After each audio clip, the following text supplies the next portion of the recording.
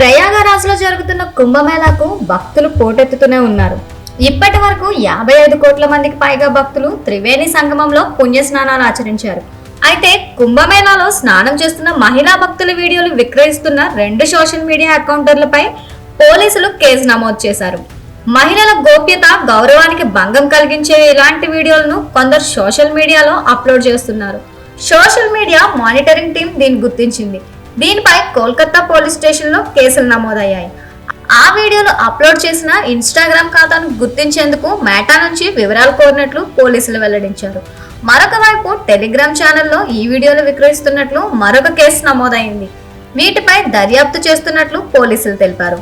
మహాకుంభమేళాకు సంబంధించి అభ్యంతరకరమైన తప్పుడు సమాచారాన్ని వ్యాప్తి చేసే సామాజిక మాధ్యమాలపై కఠిన చర్యలు తప్పవని పోలీసులు హెచ్చరించారు. జనవరి 13న మొదలైన మహాకుంభమేళా కార్యక్రమం ఫిబ్రవరి 26 వరకు కొనసాగుతుంది. ఫిబ్రవరి 26 నాటికి త్రివేణి సంగమంలో పుణ్యస్నానాలు చేసే భక్తుల సంఖ్య 60 కోట్లు దాటే అవకాశం ఉందని అంచనా వేస్తున్నారు. తొలుత దీనికి 45 కోట్ల మంది మాత్రమే వస్తారని అంచనా వేయగా ఊహించని రీతిలో భక్తులు పోటెత్తారు.